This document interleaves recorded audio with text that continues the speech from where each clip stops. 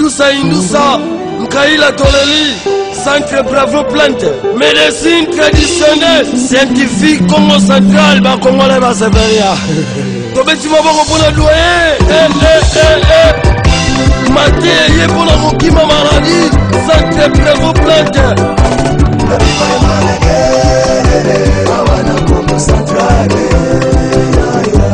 Contact Centre Bravo Plante, plus 243 89 53 72 549.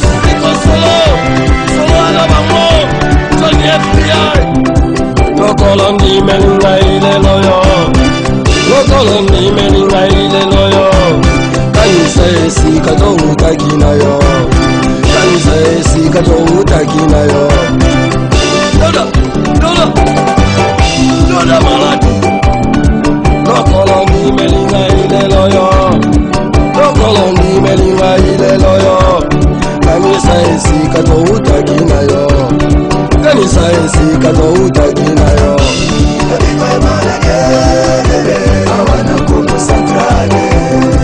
Maladi, maladi, maladi, maladi, maladi, kimbevo.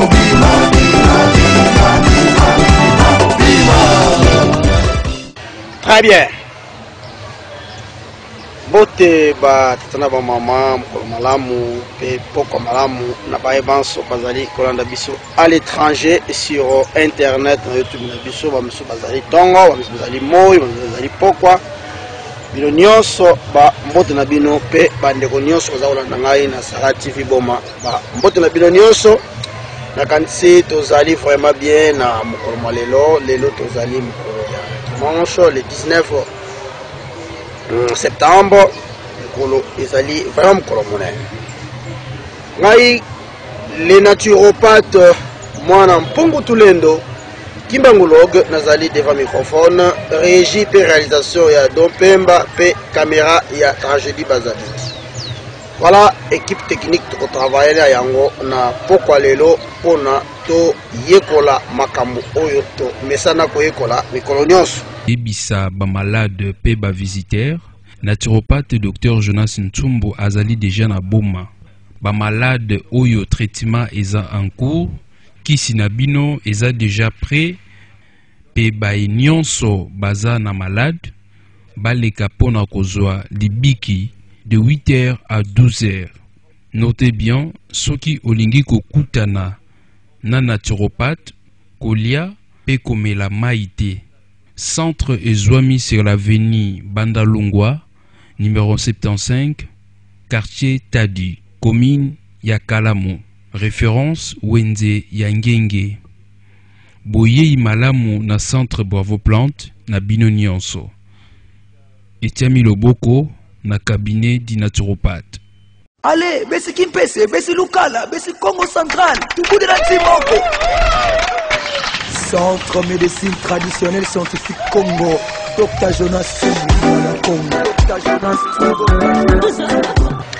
C'est que vous allez belé vraiment les deux alliés vraiment il y a monnaie sous des grandes envergures et des grandes couleurs parce que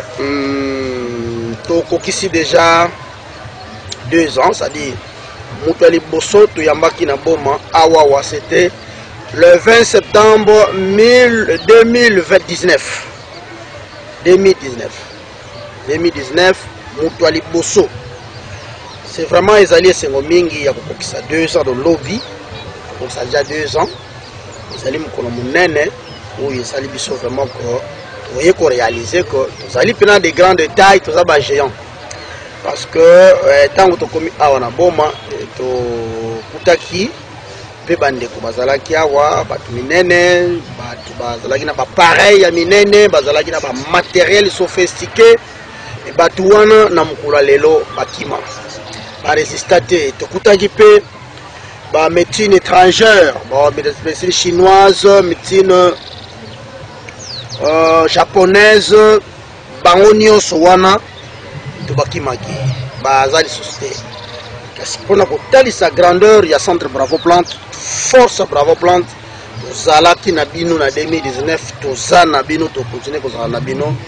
C'est-à-dire c'est ça qui prouve que Bravo Plante ezali na poids ya ndenge mosusu.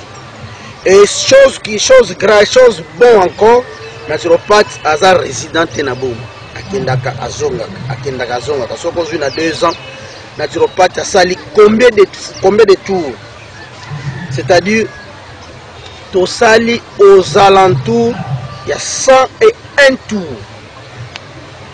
101 tours. Ce n'est pas chose facile, hein? Ce n'est pas chose facile.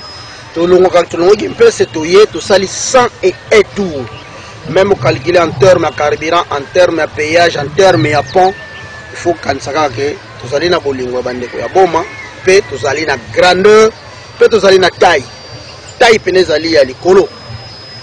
Angona bandeko mo mingi mbala mususu komona azali ko balo. Parce que nous sommes les tailles de géants. Vous allez comme ça la fierté nabino. Vous comprenez? Donc vraiment tant que nous allons dans la réunion, il y a évaluation, on a vraiment aimé. C'est là qui mingi. On a 2 ans dans Boma, sans incident, sans problème, sans que tous allons na ba nyongo ya batu, sans que tout kuta na ba obstacle grave. Ça qui te cause des dégâts au-delà de tout yoka qui te coûte à wanzete bo makabatu ezana dozete iloko wana baby sakabatu mais Bravo Plante a tima beaucoup boaza kozela soki mutu amela ki banzete na Bravo Plante et que policier ndenge balobe foi na ye baby te michopo na ye ningani tout ça yaka. Vous comprenez? Donc 2 ans na biso de tout ça là en réalité fallait en fait munene par rapport à ba condition aux alliés kosenga na mibeko ya mboka ya corona bamusu bakosala na bango et ko poser nango penza problème de cas c'est nsumu que le font ça va poser des problèmes. C'est comme ça que par rapport ya situation sanitaire tout ça nango biso to boy na biso ko kwesa mbeko aleta pe ko cha makamuna biso na risque et ko les alliés ko yande to organiser vraiment une soirée à l'honneur il y a 2 ans il y a Bravo Plante na Boma. Donc tu relances par faire part, tu relances par invitation pour une organisation. Vraiment, ils allaient dans le calme. Et si tu as yo kike, banda Bravo Plante yana Boma, ils allaient déjà 2 ans. Pour ça, l'organisation, tu peux bien ça au yabiso, au baza proche na biso, pour que tu fêtes na bango ensemble, et la kisamunene ya maïdozali kusala. Donc, 2 ans ya Bravo Plante, lelo, tim. Lobby de semaine tozo banda oyo ezali kaka ya ba prière ici ba église nyonso ngana zali évêque aya archidiocèse ya Boma sadi ngana zali grand pasteur nazali évêque utumuke de cardinal Pété pape Pété don na ebikane nazali président écuménique c'est bon ça dit je suis le président écuménique. Il y a toute tendance au fond. C'est l'église nyons. Moi, dans l'église, c'est-à-dire, c'est moi le président des églises. Le conseil écuménique. C'est-à-dire, sous la prière. Sambela Nzambe, no Sambela Nzambe. Pesa susumaye na naturopathe. Kanisela ye.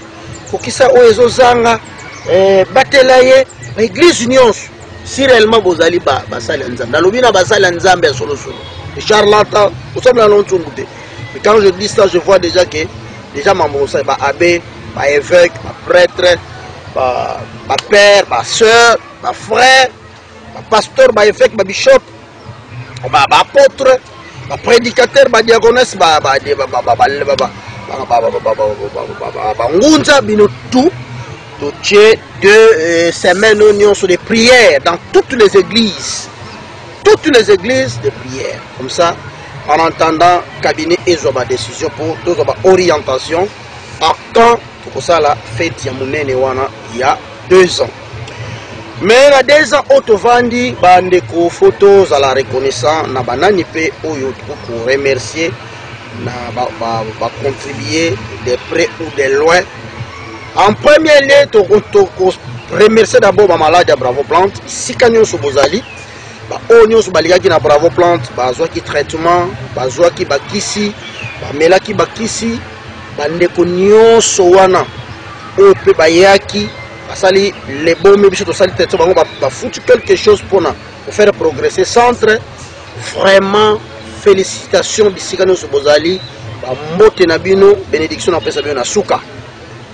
Bino nyonso vraiment tambuli kitoko, discipline nyonso, respect nyonso, respect mutuel, compréhension, malgré que na yaka na zongaka mona pe 2 semaines nazali là quelque part kasi soki na zongi tozali moral moko.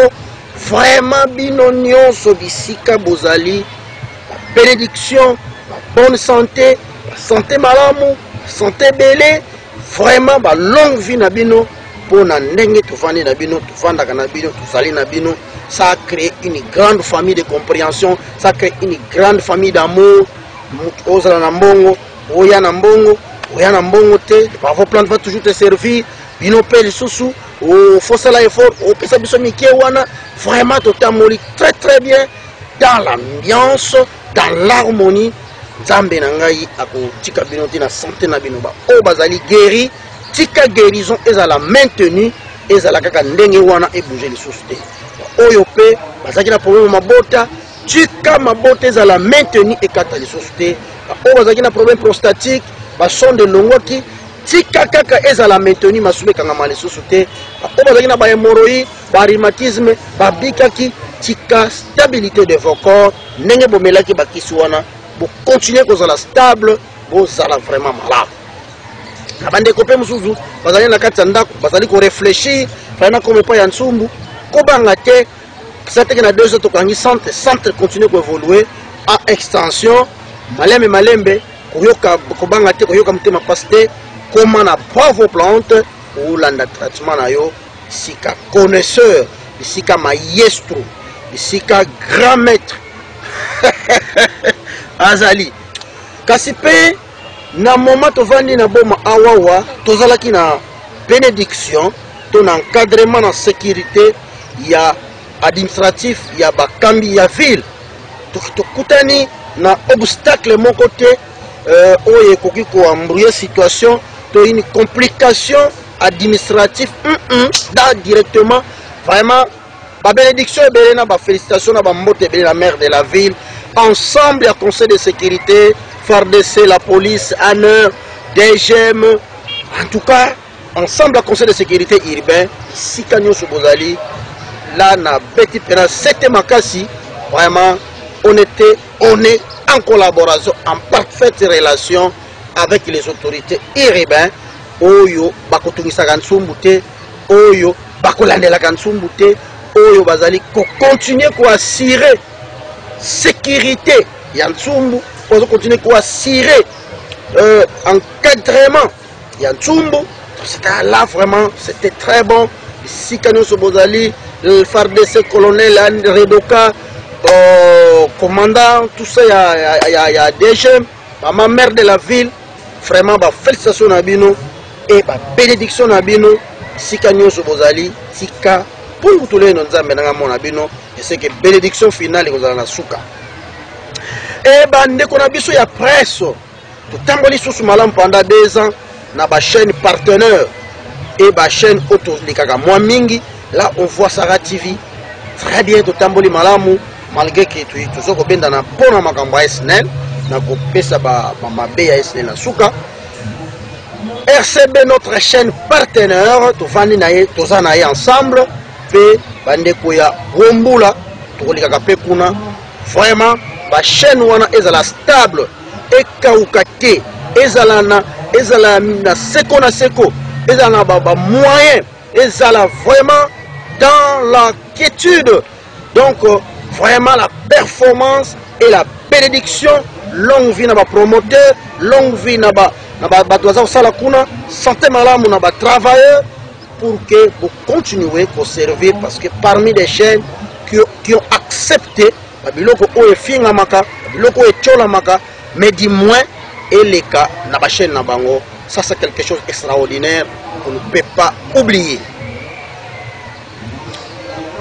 Ba félicitations, ba remerciement et belé les sous na basali ya Nzambe, nyonso toute tendance confondue ya ville ya Boma.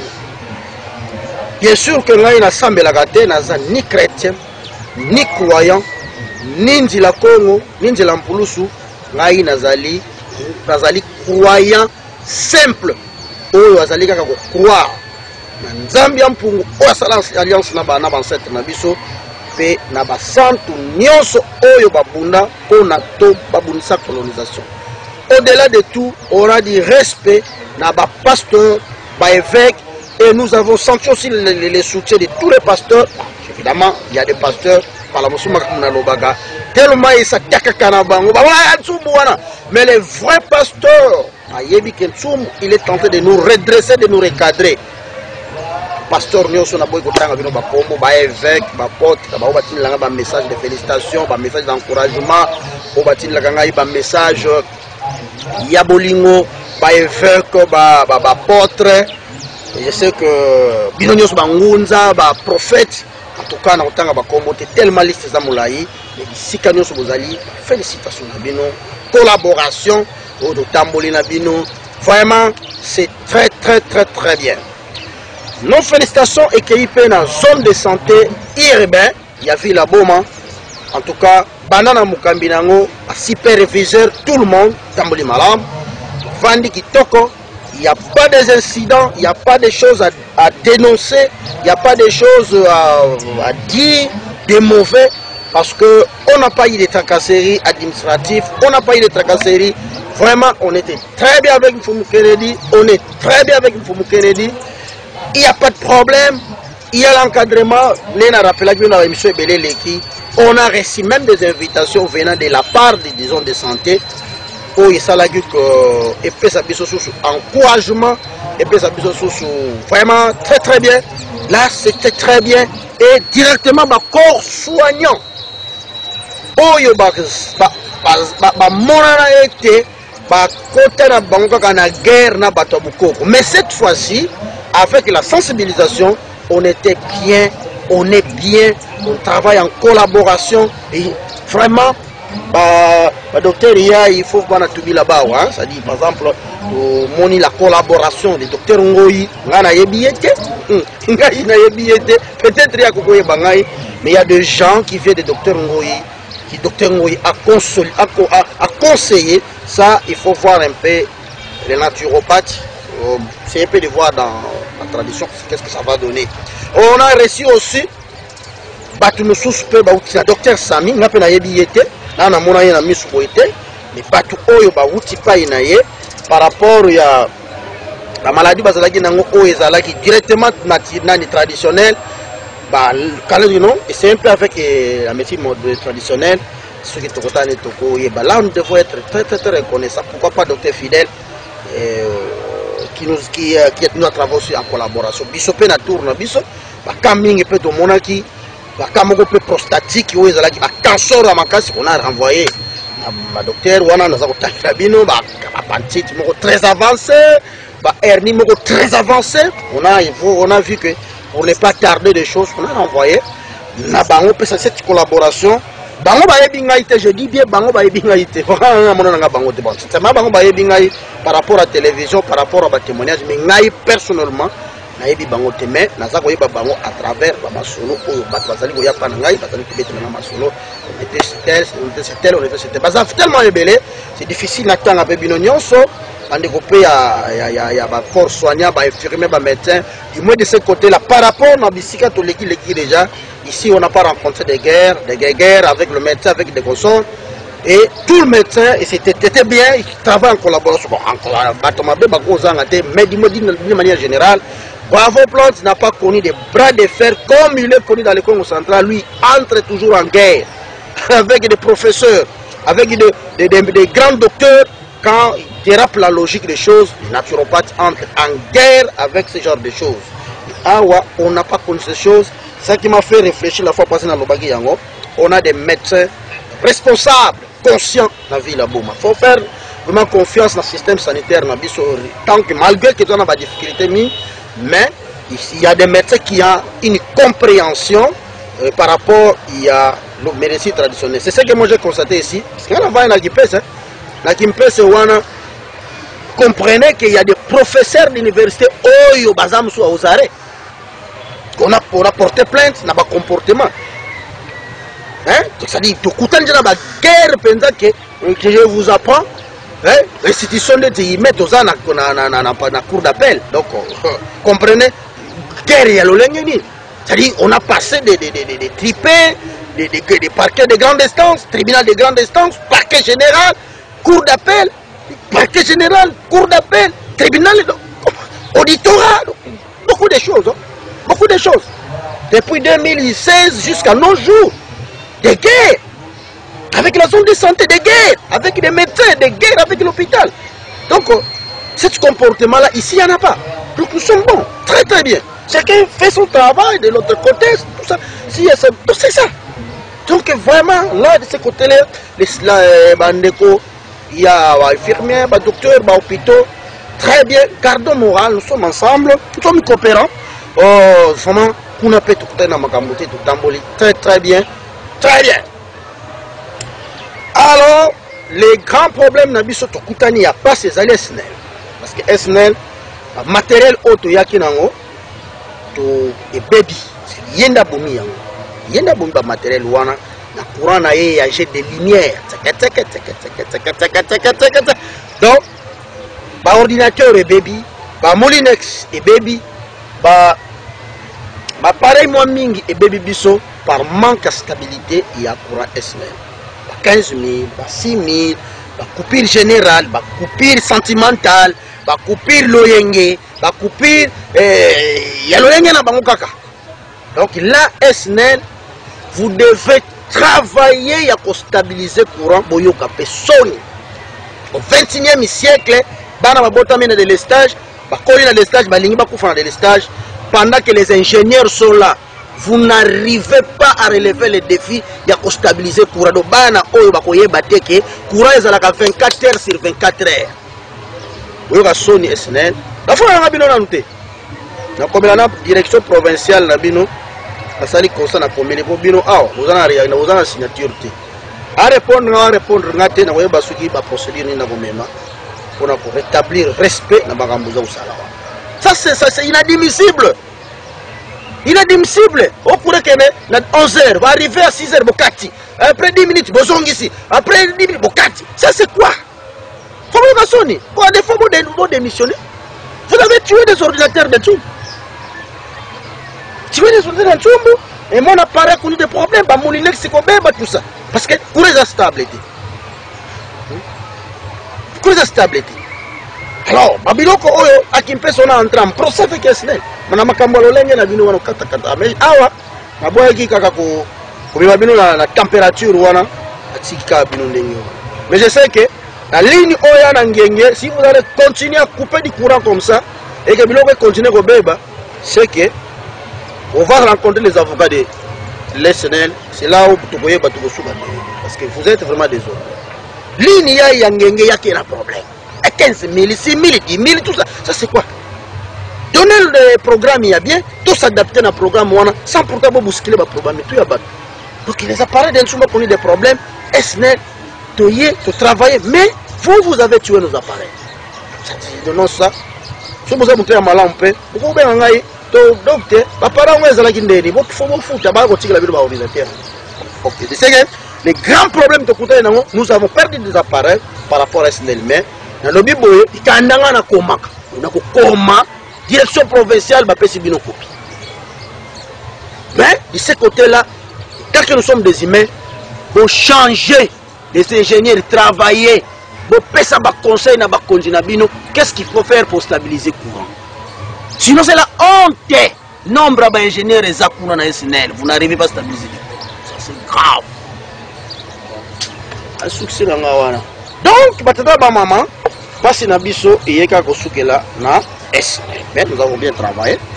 SNEL comme société. Je m'attaque à la société. Les individus, société na bango. N'a le boy. Avant ma élément na ko mikanda e belle. Kala ba pare na ngone bebagi wa. Mikanda c'est grave na koma. Pour le comportement ya courant ya SNEL parce que aussi c'était comme ça.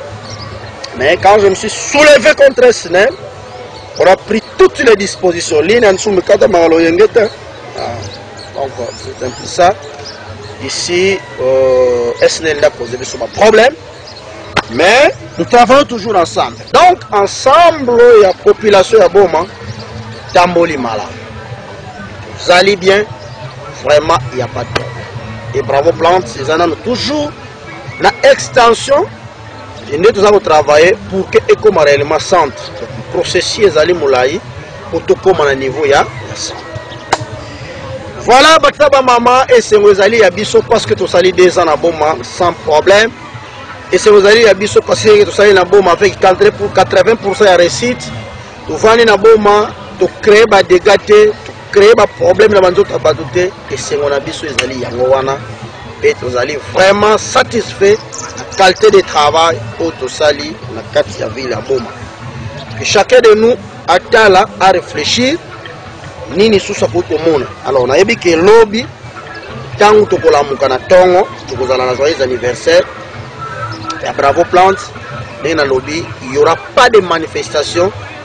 Si tu as la évolution, tu as organiser manifestation, il y a et ceux qui déjà que Mela et Lingo Banda organiser fête wana zanga continue la biso de l'autre côté on a étalé ça au Lingo na misala to sali to sala na ville ya Boma baboma tracien bandeko ya Boma baleki ya Boma mama ya Boma batata ya Boma ba biboba bikulut ya Boma vraiment vous allez malamu gardez moral nous sommes ensemble.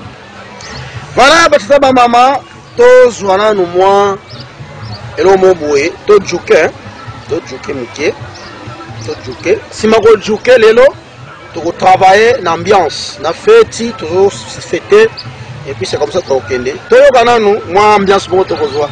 Oh c'est la la. Tout que la bien de voilà. Normalement les révolutions d'isolé à diriger normalement animation les tu reçois. Révolutionnaire, désolé, les révolutionnaires, mais chez nous les initiés, c'est un révolutionnaire. Donc les révolutionnaires animés Bissona Mouké, bon on a zonga, donc continuer émission à Bissou. Play!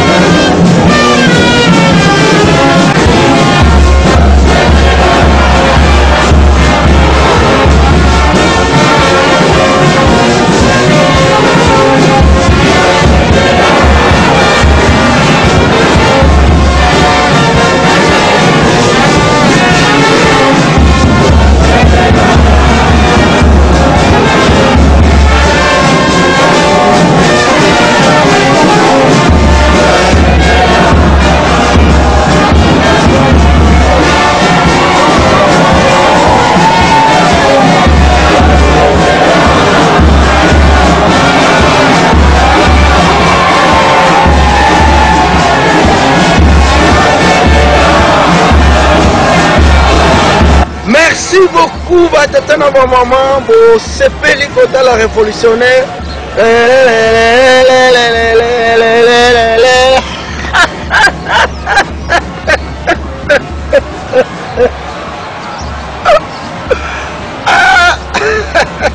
Voilà, je sais que vous allez ébeler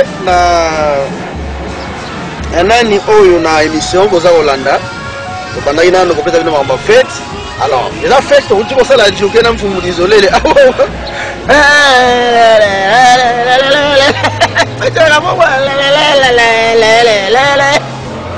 Très bien, deux CP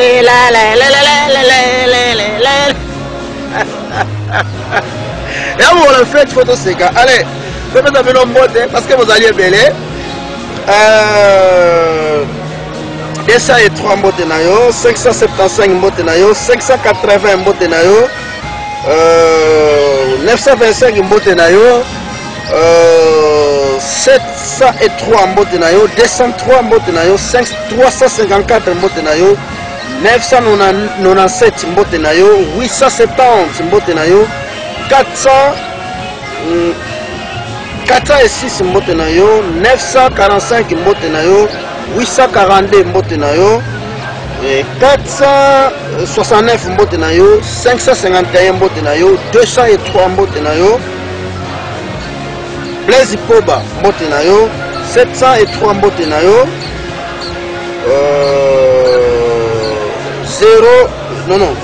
808 mbote na yo, 565 mbote na yo, DP Jossar Malonda mbote na Malonda, DP Jossar mbote na yo, 443 mbote na yo, nazolanda yo tope nalandaka yo malamu to wana 443 apesipe kombo na ete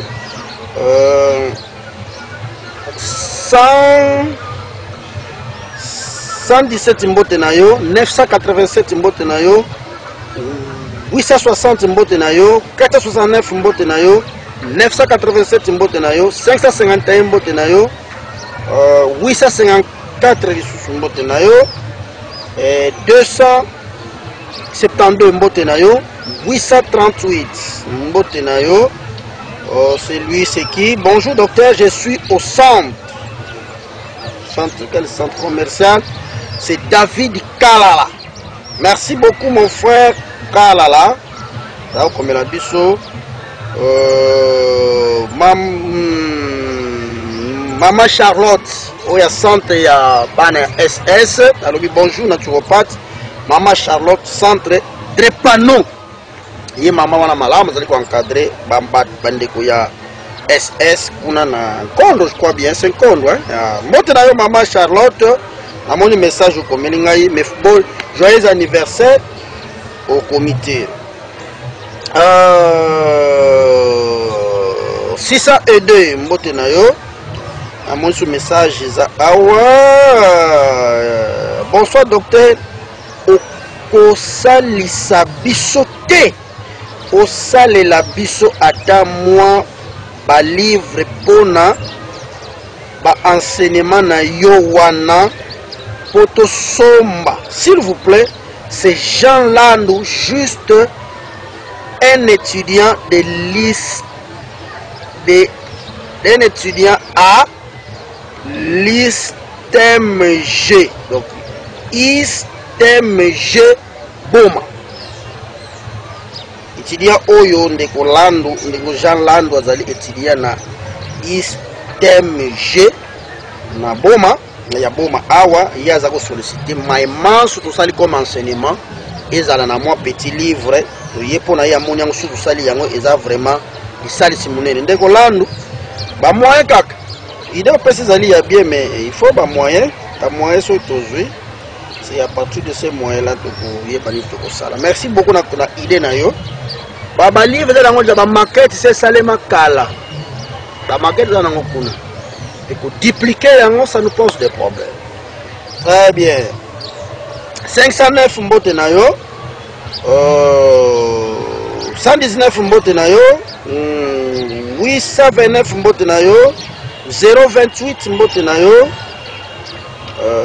930 mbote na yo. 102 mbote na yo,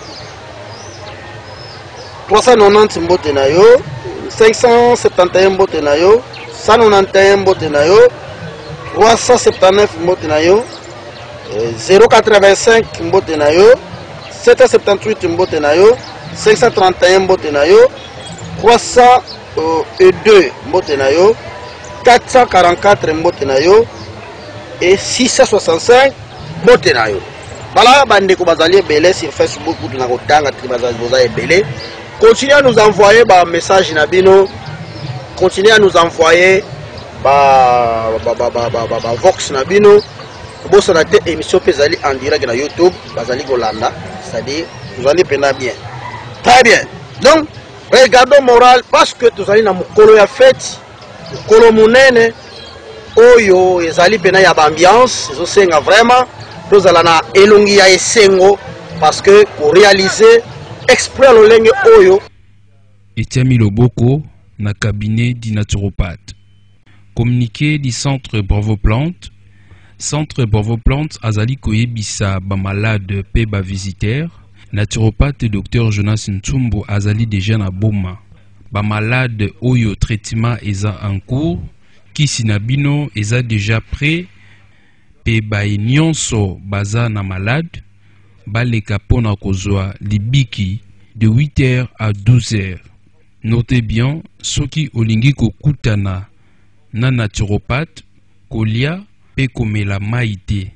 Centre ezwami sur l'avenue Bandalungwa, numéro 75, quartier Tadi, commune Yakalamu. Référence Wenze Yangenge. Boye Malamu na centre Bravo Plante na bino nyonso. Etiami Loboko na cabinet di naturopathe. Allez, besi Kimpese, besi Lukala, besi Congo Central, Tukudi na Timoko. Centre médecine traditionnelle scientifique Congo, Dr Jonas Ntsumbu Congo. Dr Jonas Ntsumbu. Réaliser eloko ya modèle oyo, ça lit 2 ans, ce n'est pas facile. À 2 ans avec stabilité, nous avons Kawate, Azako Kimate, Azaliko, au travailler, vraiment, c'est quelque chose de très superficiel et spécial. Vous allez battre, vous allez mériter vraiment une grosse respect. Vraiment, je sais que les deux allez mokolo, kaka ya ambiance. Les deux donc sur la kaka pe makamu ya Bravo Plante na Bravo Plante. Voilà, batisa ba maman. Baya kandenge ni na Bravo Plante. Bravo Plante, il faut koya liate komela maiti. Eloko wana etiaba tuna makanise bele ba komponaka yango te. Est-ce que ça bonganga te? Est-ce que ça li ba cérémonie? Est-ce que ça li ba sciences occultes na ye zali ko sengela bongo? Ou bien ba milimo na ye wana eza ko sengela bongo ma ko ke kuna liate omela maiti. Est-ce que bukoko ndenge nini wana? Patatana ba mama. Ya yake bukoko yo zolo bela wana te.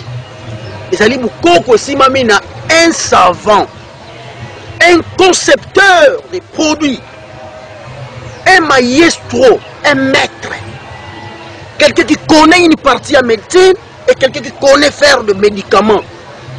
Dans la médecine, kunande via situation ndenge zaleli ezosenga mutu aliatambela maite pona nini, pona total attention na yo, total à tout ya sucre, tokoki kopesa mutu kisi te soki tozali sur na sucre na yete.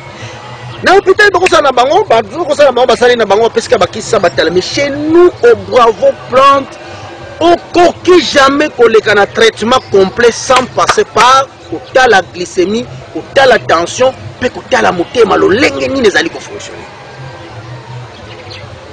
Ezali loko mo si ya miracle te kida intimidé bino ezala ka bonzambe za ko senga bongo ya ma bonzambe. Non, c'est une manière scientifique, ce sont des méthodes scientifiques.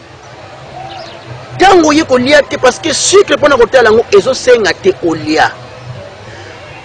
En dehors de ça, tout kozo machine to salelaka asala amonaka na précision makila oyo eza na charge te.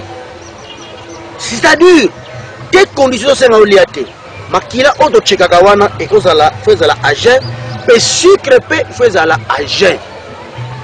Mais en dehors de ça, tout ko peser yo poto calculer ka ba dose na yo, photo chayo na balance. Pour tout calculer ma dose. On ne donne pas n'importe quoi au Bravo Plante. Mais la 5 litres, mais la 20 litres, mais la 100 litres, mais la 500 litres. Non! C'est pas ça au Bravo Plante. Au Bravo Plante, c'est des dosages. Il y a un respect des doses. Il y a un respect des fermentations. Au contraire, la fermentation, très dur. Ça peut même exploser la bouteille. Pour garder l'efficacité à qui. Tout ça de calcul, tout ça, sur base ya po ya moto. C'est-à-dire l'incomparable Bravo Plante, on peut comparer avec des ordinaires té. Kuna ba conditions zali ko liate ko melama été pona to sala musala na précision. Donc makambu to sala kana Bravo Plante soki to comprendre yango té to ko sala té. To ko sala kaka soki to comprendre nini ozobela. Ce qui est sali examen à biso et te trouver le côté. Nous avons appris le côté. tosali pe recours na ba échographie na ba radio na ba hémoculture na ba examen cytobactériologique na hôpital on renvoie na ba échographie ebele kuna soki appareil de check na biso et c'est limité na ba information to moni ba information na penza na ba pression mingi te to zongi saka batu ça la biso radio ça la biso yela biso pour tous à la sûre on donne pas des produits Bravo Plante bi donner là voilà. Donc c'est la différence qui fait grandir Bravo Plante, qui vous conduit à Bravo Plante et ça reposer sur la vérification des malades. Donc il est transformé, c'est pas ça. Oh, ah, il y a pas condition nandi. Il y a des gens qui ont des mystique nandi fait. Non, mais tu as un mystique qui pense à mystique. Mystique n'a pas quoi y a une hypocrisie. Aux gens ont mystique, mais au lieu de mon aux moi en tout ça. Non, mais moi je suis mystérieux. Moi je suis monstre. Moi c'est mystique. Na robo ya mystique na ngati za grand mystique. Et c'est pas pour souba yebiga ah. Ba yebi ma yeso wana za penza mystique. Mystique est dans le sang. Mais ici c'est la science. C'est la science. Il faut faire les parts des choses. Faut interpréter Kabilo qu'on a l'olenge na binoté. Oh non, est-ce que ça spirituel? Non. Bravo Plante ezali institution médicale. Oh a rien à voir makambo asambela yo, o acha yo maboko, o apesa yo ba mazamaluni akusu mazamantsam. OK, tu viens avec ta maladie, on check ce qui te monique la possibilité que ça là, ça ce qui la possibilité que ça là te renvoyer na ba oyo ba l'équipe so ba ko ça là yango. Je sais que là c'est compréhensible et puis vous allez comprendre. Dika musu souper bande ko balobi ah mais nsumu ye babiloko na ye ça n'est pas cher mais alingi dollar trop. Biloko news to sombaka ekutaka na Kinshasa. Buzo bana bino moko ba congolais bozui dollar bo komisi yango ndeti mbongo moko ya valeur. Ndeti mbongo bo pesi yango valeur, bo pesi yango sens. Toko senga yo $20, toko senga $10. C'est en fonction du lot que on les vend toujours en dollars. Ici, ça va un peu à Boma. Il y a un peu franconisation. Ouais, franconisation, il y a Bacha. Mais à Kinshasa, on peut $1, on peut 1.5, 1.5. Tant qu'on a 1.5, on a ceux qui ont calculé, par exemple, 10 000 francs. Il y a 1.5, 1 franc, mais $1, tant qu'on a frappé 2 000 francs, 2200 francs, 2100 francs. C'est comme ça, on fait des calculs en fonction de dollar. Pour que dans l'exactitude, il y a tant de on a qui, tout dans la calcul à dollar. Vous comprenez? Bande comme Sousou, Ayana na Bravo Plante, ah, qu'on a des bazar trop cher. Mais Ayana na Bravo Plante, mais c'est pas possible, le modèle. Bravo Plante, c'est les centres les plus moins chers de la planète.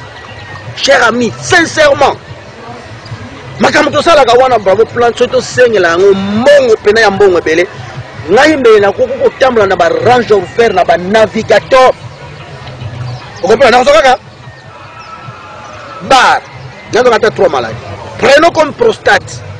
Ah wana boma to salisi prostate ko eleki $100. Toujours en dessous de $100. Comprenez pas ça? L'endométriose, mama bota ya basi, tusali na mboka oyo. Eleki $100 te. Et là en dessous, qui ça c'est? Diabète kutu. Diabète eleki $50 ezati. Ya bazawo makamna ko lobao. Contredisez-moi. Mutu afutike, alors diabète, le maladie incurable, to silicio sucre wana, alors afuta ki $100. Tuna bango, tuna benga. Le numéro est là, benga. Le baquet, là on a foutu $100 par an. En dessous de $50. Et les gens sont stables ici, ils sont là. N'a ça sous. N'a ça. Il y a des choses. Aux autres rencontrés, on peut salir l'image à Bravo Plante. Mais on peut quand on y a un bon temps, on a une réalité. Dérisoire. Dérisoire. À des fois. Tout la peuple va faire dérisoire. Biso banzumbu, biso photo senga koleka ba hôpital, biso banzumbu. Natsumbu. Mwana ko senga prostate na yepe na sengo même $5 000 parce que ba ça l'opération té on va passer. Mais on vous demande en sous même de $100. Comprenez un peu ça? Comprenez un peu ça? Il y a infection urinaire, tout ça. Je ne sais même pas ce qu'ils allaient accompagner. Infection urinaire simple. Et qu'on ne soit même pas $10. Même pas $10. Le gars est annexé à infection simple. Même pas $10. Mais qu'il y a un antibiotique qui va prendre beaucoup de temps.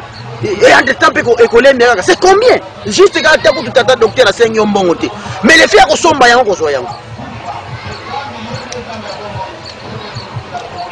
Voilà.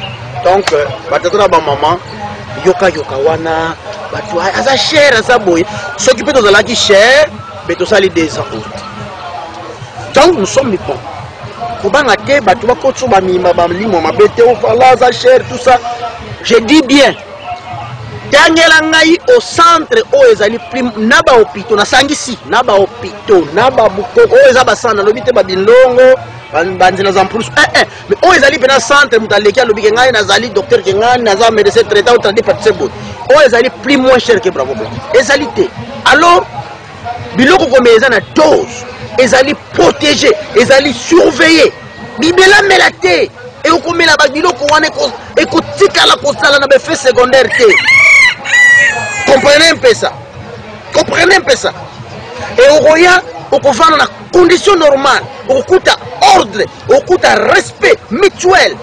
Au Roya maman, avec l'honneur. Avec l'honneur. Centre Olenge. Donc, batata maman, on est Olenge wana, là comme un message, vous allez vraiment nul. Parce que réalité, ils allient yango wana. Voilà batata maman. Je sais que les cas spécial 2 ans tout ça na kati mboka ya boma auto vandi si pena misala bande comment mingi ba poser question awa bazali komituna mais ce repose biso statistique te non na boma awa to yambi 4223 personnes na déjà c'est-à-dire sozi na 2 ans au divisé c'est 2000 quelque chose. Alors tant to évaluer 4223 personnes. La ville a beau me il y a 1 ou 2 ou 3 millions de personnes. C'est que moi et 4 des photos continuer pour tous les millions wana bakouisa na Bravo Plante. Beto kena benu. Awa beto kena benu. Awa na po.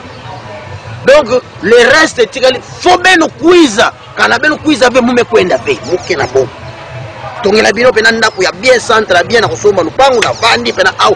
Tina kosilisa les 3 millions. Les bons matrassés vont passer, vont défiler au Bravo Blanc. Donc, c'est moi, papa de Ngenda, après ça, c'est moi animation. Je les ai pour la fête, sur la besoin. Allez, c'est parti.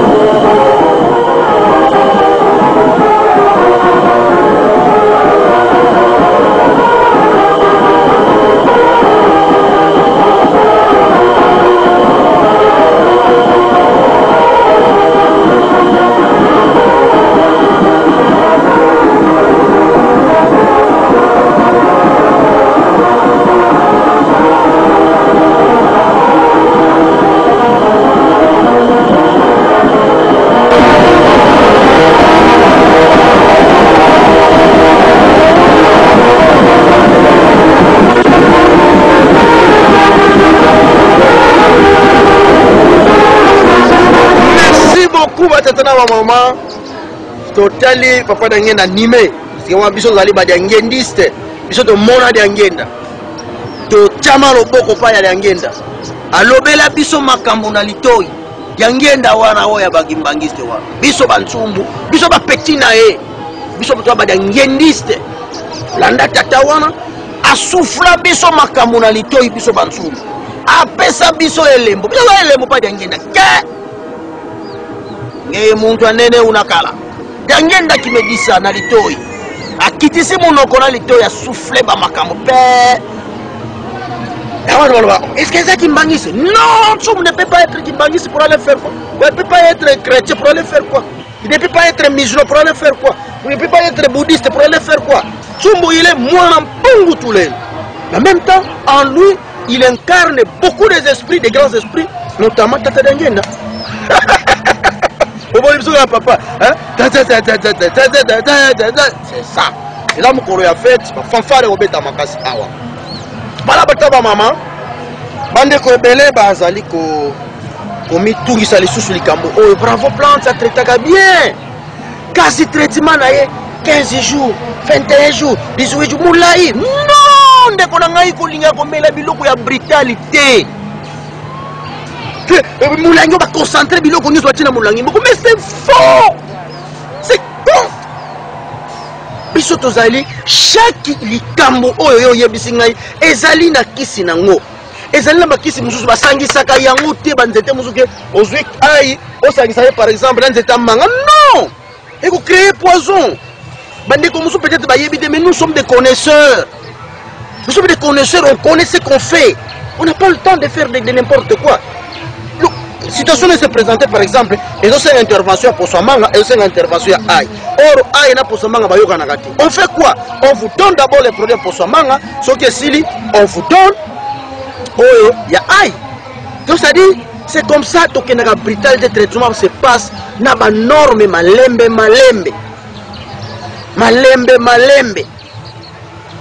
Voilà.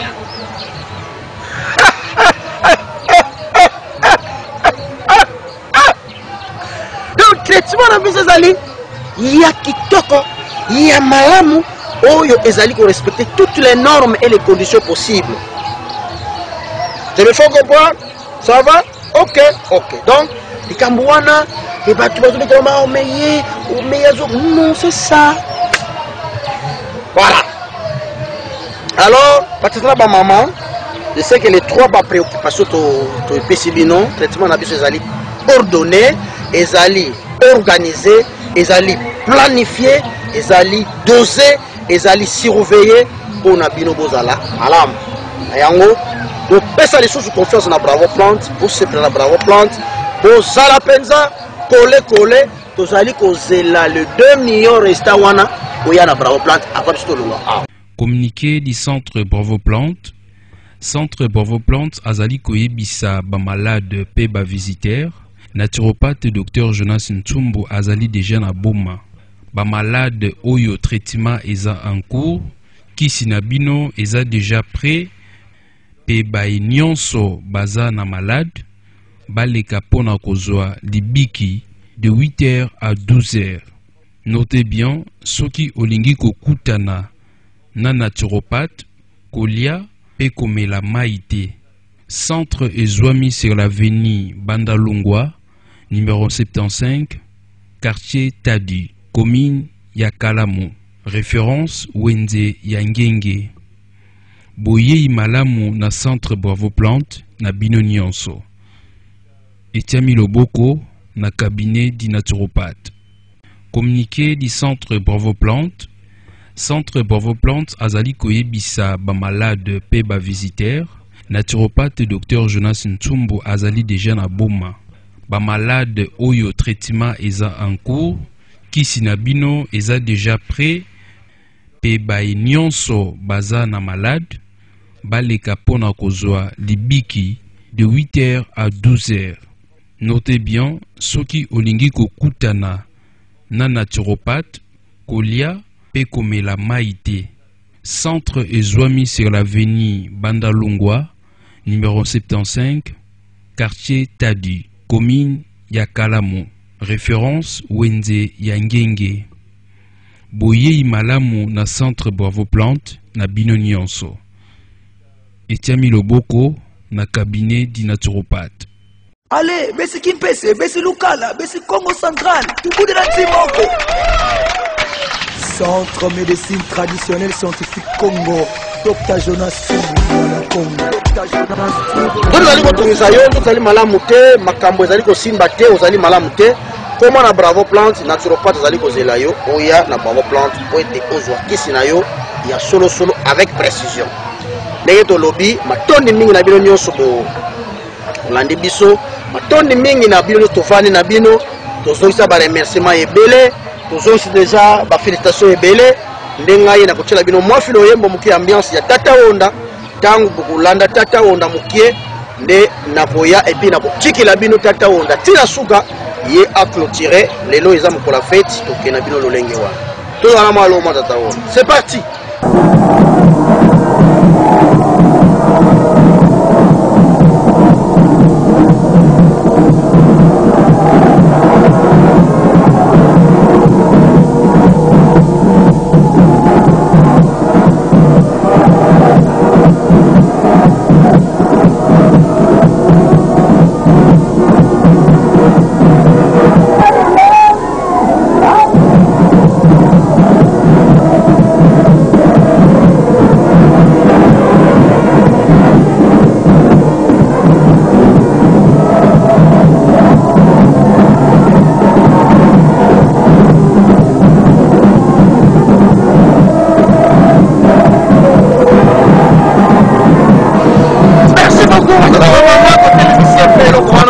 Clôturer émission parce que tout le monde comment na biso bandiko kende de to kotika Tata Onda ba biso ba mona Tata Onda de biso bezali ba ondiste ngapela za ondiste ngana za isoléliste nazali dangendiste nazali mpadiste nazali ondiste nazali kimbavisiste nazali kimbangulo donc ngana que vivent les ancêtres.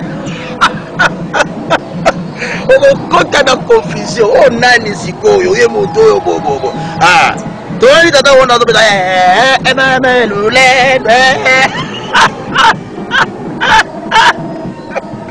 télévision wana bande maman Tata Onda de la na suka wana yenda clôturer makambo nyonso.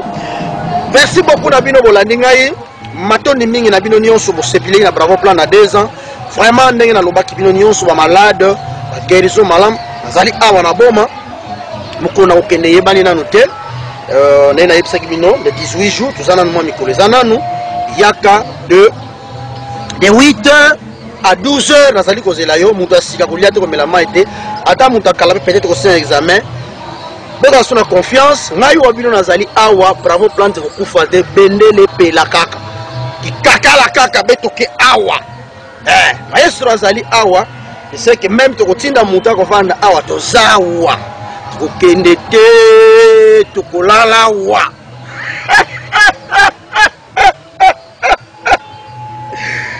voilà. Allez, moi dosage mouké à papa d'Anyenda yango toujours à moi bolingo parce que on est causé en athée pour ça tout sa prière.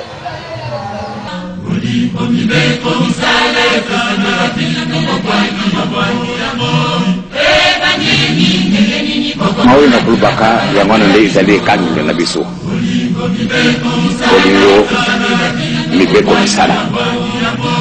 Makamisa toyo soko néglige yango de passe la biso silate. Bolingo papalo. Bolingo mibeko misala. Soki boza kotosa yango te, pamba mumpamba, bino nyonso na website. Lipamboli ya mpungu tulenda za la kati na bino. Mpungu tulenda za la nzambe na bino. Mpungu tulenda bate la bino. Mpungu tulenda apesa biso conscience poto koma mature. Mpungu tulenda kanisela alliance na salaki na bakoko na biso. Mpungu tulenda apambola ba maladi ya Bravo Plante apesa bango santé kitoko.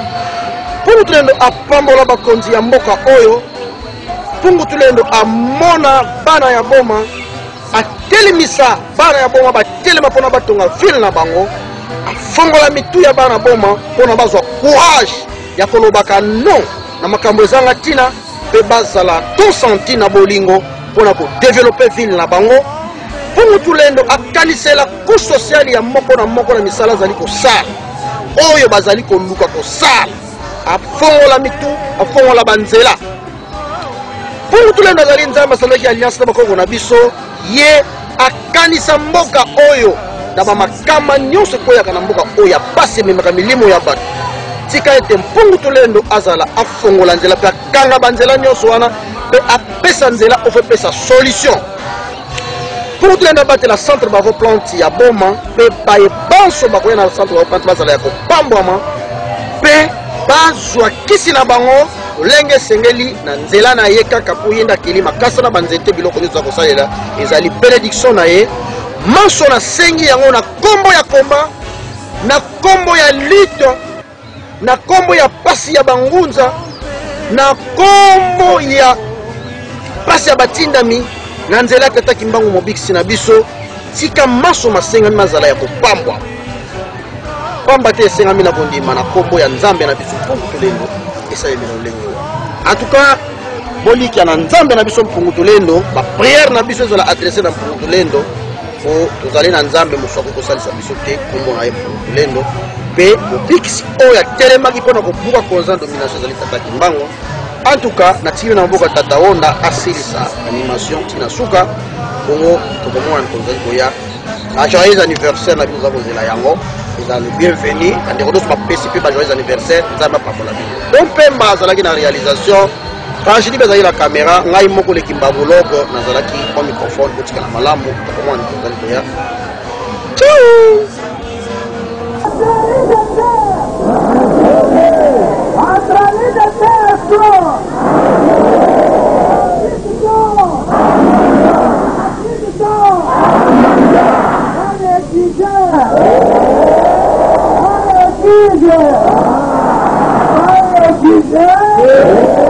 Yeah.